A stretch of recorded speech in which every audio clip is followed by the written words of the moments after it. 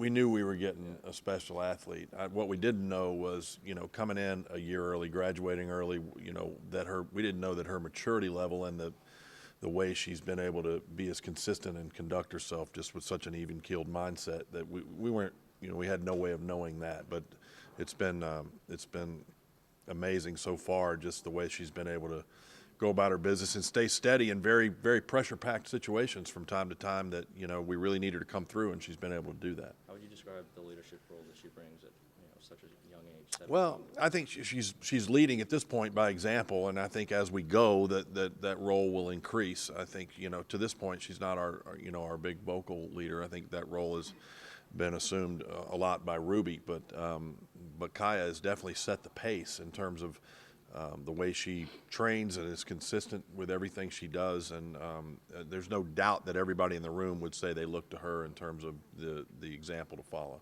Coach, where does this short-term memory for this team come from? It seems like after every loss, they flush it almost immediately.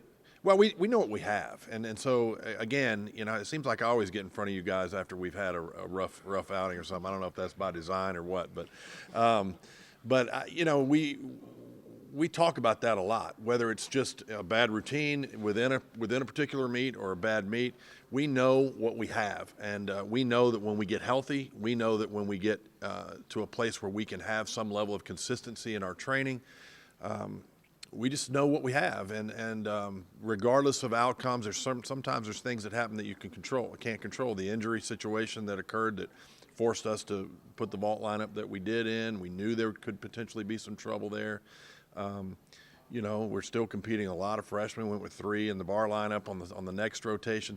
So the things we can control is that we did get a little tentative in that meet, trying to compete not to lose, it looked like, and that's just a bad mindset for any team to allow themselves to get into. So we've talked about that, but we move on. We got to move on to the next thing, and as long as they buy into that and truly do it, we know we're going to be fine. I mean, these are things, they're disappointments to fans and they're disappointments to us, and we talk about the disappointment and we figure out where we went wrong, what needs to change. But there's no knee jerk with this team, and we're not going to categorically change anything we're doing because like I said, we know what we have. Is that something governed by the team? Is that instilled by you and Dee Dee? Like, how does the dynamic? I think it's part of our culture. I think it's sort of been.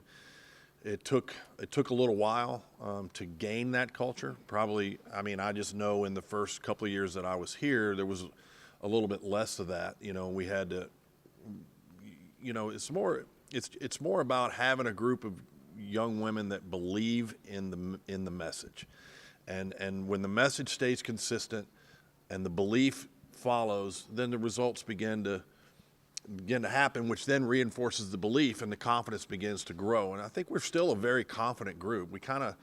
We're a little bit angry at the way things have gone from time to time, but I wouldn't say that there's any sense of panic or desperation not coming internally from this program. Should it help your development some, that some people had some opportunities? Yeah, that's the silver lining. If you have to, you have to go through those things. You have to be able to identify what were the positive things that occurred. So not only did we talk about the things we'd like to see ourselves do differently, but we did point out a lot of the experience that some people gained this weekend. Talked about, getting some people over the hump. Alona Shenikova getting over the hump on bars was huge. It wasn't the best routine she does because we see her do almost perfection on a daily basis in here. But I think the kind of getting that monkey off her back, so to speak, about, feeling the pressure of being part of a team is something that she's never really experienced, and kind of getting over the hump and getting one under her belt. I just think the sky's the limit for that kid going forward. The walk-ons and the ones that didn't have the experience coming to the Alabama, do you think now they've gained that experience? Should you have that a situation like you did? Well, injuries later in the year, you feel comfortable inserting them? Well, they got to go again this week. We're going to go to Oregon State, and there's really not a whole lot has changed in terms of our injury situation. We are seeing Kai Rivers get ready on floor. We are seeing Alona get ready on beam and on vault a little bit now. We know that Sarah Edwards and Kennedy are going to be back. I don't know that Kennedy and Sarah are going to be back in time to do anything this week, but with the idea of hopefully by the time we're back in the PMAC against Kentucky, we're back almost to a a full complement of our athletes. So yeah, they've gained that experience, but they've got to continue to go through that a little bit, and they're gonna need to handle it a little better when we go to Oregon State than we did on Friday night. Is Kennedy still nursing the elbow? Yeah, it's not anything serious, but it's something serious enough that we don't want. There's no sense in risking getting ourselves on a roller coaster with her elbow all year long. If we can shut her down now and get it well so that she can complete the season, that's the goal. And so rather than try to push her to get back for a dual meet on the West Coast, our intention is to kind of keep her in the same role she was in Friday. Is it bothering her, or is this just precautionary? It's both. I mean, it does bother her. It's a fairly minor sprain of the UCL. There's not anything that really showed up significant on the MRI, but it's enough that it's discomfort and there's some pain there. And if we can get her back to a pain-free situation where she's not having to think about it, you don't want to get in the business before the midpoint of the season of having to manage pain. So if we can get her back to a place where she was a couple weeks ago, and if meaning one more week, if that does that, then that's what we need to do.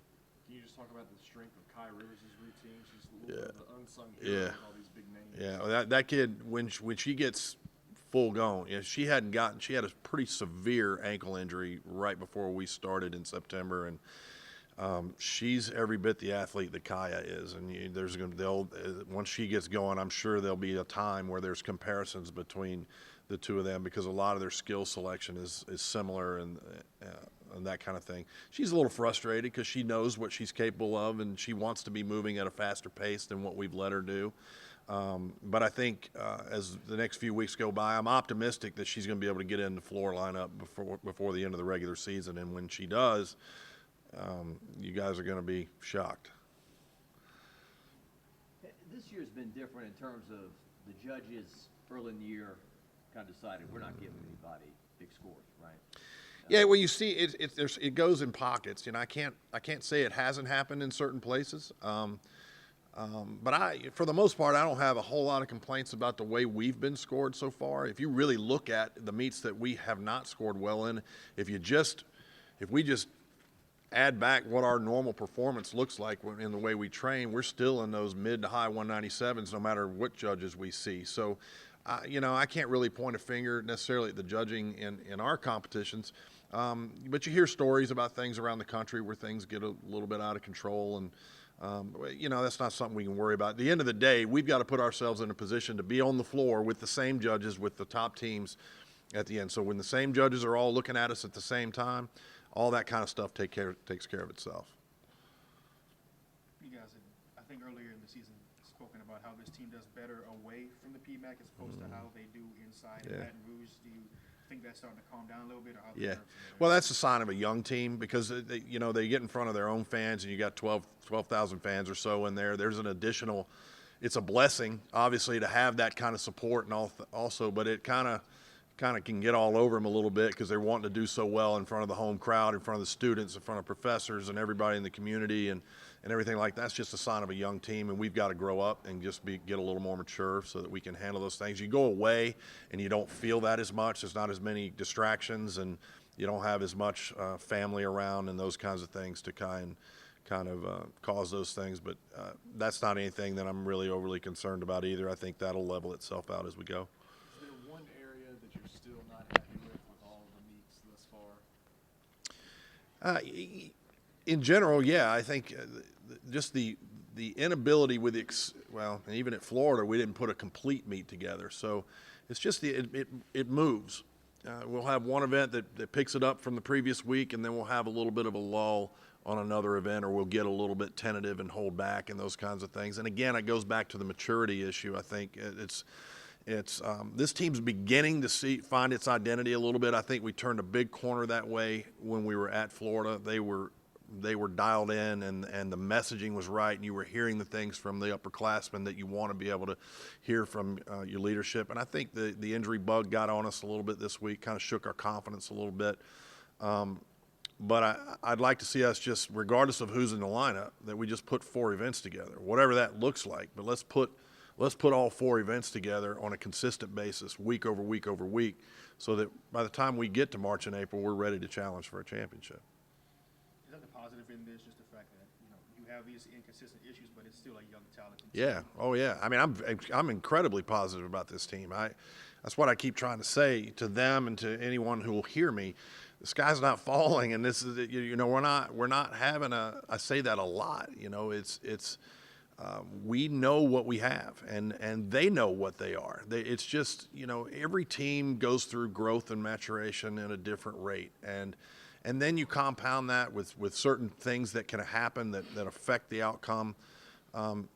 But it doesn't change. It doesn't change where we're headed. It doesn't change what our intentions are. And so yeah, I'm very positive about this team. I love this group. They're hungry. They want to do well. And when you got that kind of foundation and the kind of talent level that we know we have, we're going to be fine.